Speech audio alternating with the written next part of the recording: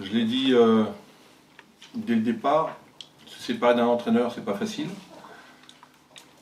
Surtout quand on a une relation forte avec lui, c'était le cas avec Richard, vous le savez. En choisir un, c'est aussi pas facile et compliqué. Et encore plus compliqué en cours de saison. On a pris l'option d'aller avec Réginald pour plusieurs raisons. Tout d'abord parce que je pense que c'est quelqu'un qui épouse bien nos valeurs en termes de personnalité, de franc-parler, de loyauté aussi, je pense. Je pense que c'est quelqu'un, s'il y a quelque chose qui ne va pas, il viendra me le dire, et c'est très bien comme ça. Bon, j'espère que s'il y a des choses qui vont bien, il viendra aussi me le dire. Ce sera aussi très bien. Voilà, et ça c'est une première chose importante. Dans la personnalité aussi, un exemple concret. On a été amené à rencontrer plusieurs entraîneurs, je ne donnerai pas les noms, mais entendu des autres personnes, par respect pour tout le monde. Mais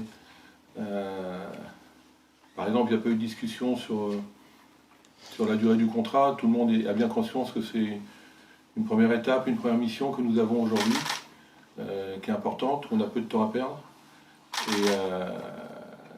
Et Réginald s'inscrit dans cette première mission, qui est effectivement avec tout le staff et avec tous les joueurs, avec tout le club, de participer à cette opération maintien. Et ça, c'est quelque chose que j'ai apprécié, parce qu'effectivement, c'est bien d'y aller étape par étape, je pense. Ensuite, la deuxième chose, on a choisi Réginald parce que l'idée, c'est forcément d'avoir quelqu'un qui soit différent de Richard, mais quelqu'un aussi qui épouse quand même notre philosophie de jeu, et notre projet de jeu et notre ADN par rapport à ça. Et vous le savez, depuis le premier jour où je suis là, une des ambitions du club, c'est de remplir le M-Arena, et ça veut dire qu'on veut, par rapport à notre activité qui est dans le sport-spectacle, à la fois allier performance et le jeu. Et je pense que Réginald a des idées sur le jeu aussi, qui seront en phase avec ce que le public a eu depuis quelques années, avec l'histoire du club,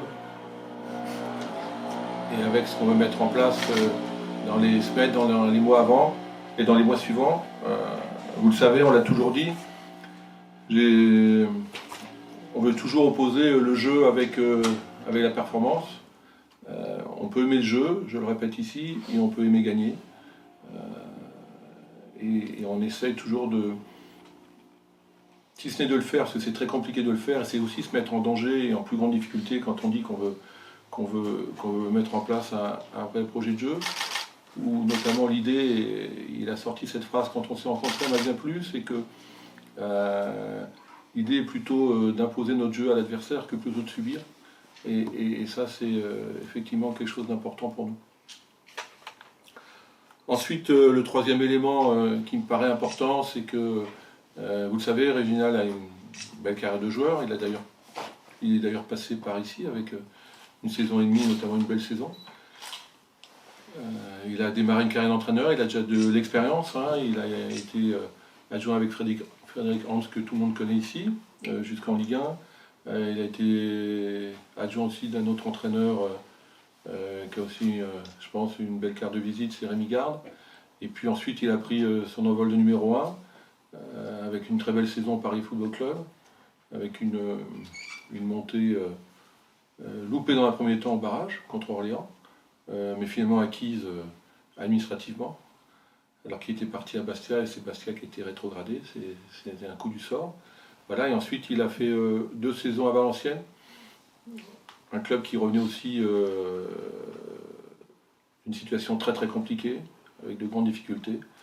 Et il a réussi, avec tout le club et tout son staff, à maintenir ce club. Et je pense qu'aujourd'hui, Le Mans est une nouvelle étape. Et pardon, c'est une étape, je pense, qui va aussi, qui arrive au bon moment, je pense, pour lui comme pour nous. Et donc j'espère que ce sera une belle progression pour toutes les parties. Voilà ce que je voulais vous dire en avant-propos. Le fait qu'il ait joué au Mans et plutôt à l'époque au MUC 72 est quelque chose qui n'était pas primordial, indispensable. Hein. Mais lorsque effectivement on s'est dit qu'en termes de personnalité, qu'en termes de jeu, qu'en termes de carrière, c'était le candidat qu'on souhaitait, bah, le fait d'avoir joué au MUC 72, ça ne pouvait être qu'un plus. Et ça doit aussi nous permettre de gagner du temps, puisqu'on n'a pas beaucoup de temps, vous le savez. Et donc déjà d'avoir quelques repères dans la ville. Un peu moins ici, parce qu'il n'a pas connu ici la pensionnaire, et au déco un petit peu. Quand il est allé à son époque, c'était un peu différent, mais en tout cas... il y a moins de choses. Voilà. Et puis il n'y avait pas non plus le M Arena, qu'il va découvrir prochainement, j'espère. Voilà. Et puis il vient le jour où on détruit Léon Bollet, a priori, donc c'est aussi symboliquement... symboliquement, c'est vrai quelque chose, un signe un peu particulier. Aujourd'hui même? Ouais, aujourd'hui même. Sachant que quand je l'ai appelé, pour la petite anecdote, il était en route pour venir au Mans, pas pour venir me voir, parce qu'on ne se connaissait pas encore. Et la première chose qu'il m'a dit, c'est peut-être un signe. Et je dis, bah oui, peut-être. Et puis vous voyez, aujourd'hui encore, il y a un autre signe.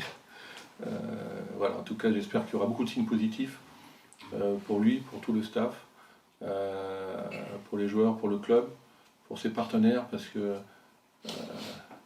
on l'a dit ce matin, j'ai dit ce matin aux joueurs,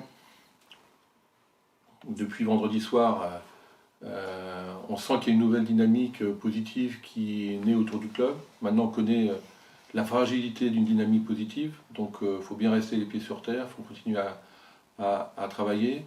Et maintenant qu'on est remonté dans le train de la victoire, à nous d'être costauds et de faire ce qu'il faut pour ne pas redescendre de ce train.